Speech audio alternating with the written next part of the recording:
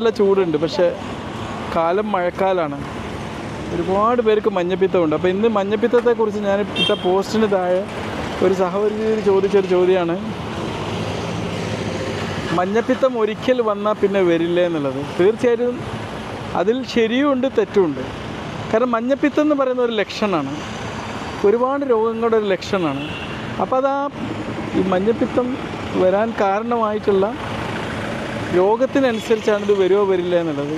കാരണം ഇന്ന് കൂടുതൽ മഞ്ഞപ്പിത്തം കാണുന്നത് വൈറൽ ഹെപ്പാറ്റൈറ്റിസ് എ ബാധിച്ച ആൾക്കാർക്കാണ്.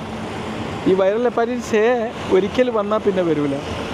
കാരണം ഇപ്പോൾ ഈ സഹോദരി പറഞ്ഞതനുസരിച്ച് ഇവർക്ക് ഓരോ കൂട്ടുകാരികളുടെ ഇടയിൽ നിന്ന് ഒരുപാട് പേർക്ക് ഭക്ഷണത്തിലൂടെയും വെള്ളത്തിലൂടെയും പകർന്നൊരു മഞ്ഞപ്പിത്തമാണ്.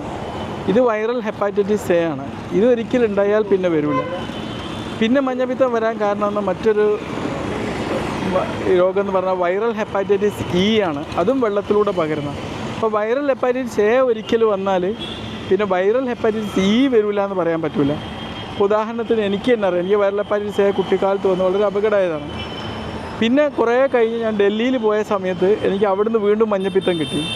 പക്ഷേ ആ മഞ്ഞപ്പിത്തം വൈറൽ ഹെപ്പാറ്റൈറ്റിസ് ഇ ആയിരുന്നു. ഉത്തരേന്ത്യൻ ഭാഗത്തൊക്കെയാണ് വൈറൽ ഹെപ്പാറ്റൈറ്റിസ് ഉണ്ടായത്.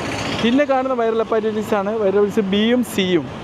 ഇത് ചിലപ്പോൾ വളരെ ക്രോണിക്കായിട്ട് കുറേ കാലം നിൽക്കുന്ന രോഗങ്ങളായതുകൊണ്ട് അവർക്ക് ചിലപ്പോൾ സ്ഥിരമായിട്ട് ഇങ്ങനെ മഞ്ഞപ്പിത്തം ഉണ്ടാവാനുള്ള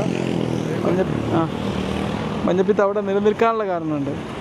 പിന്നെ എന്ന് പറഞ്ഞാൽ മഞ്ഞപ്പിത്തം നമുക്കറിയാം, പിത്താശയത്തിൽ കല്ലുള്ളവർക്ക് ചിലപ്പോൾ മഞ്ഞപ്പിത്തം വരാം. ലിവർ സിറോസിസ് അല്ലെങ്കിൽ ലിവറിൻ്റെ മറ്റു രോഗങ്ങൾ കൊണ്ടും മഞ്ഞപ്പിത്തം വരാം. അത്തരം മഞ്ഞപ്പിത്തങ്ങളൊന്നും അങ്ങോട്ട് നിൽക്കില്ല. പക്ഷേ ഈ സഹോദരി ഉദ്ദേശിച്ച വൈറൽ ഹെപ്പാറ്റൈറ്റിസ് എ പിന്നീട് ഒരിക്കലും അത് വരില്ല.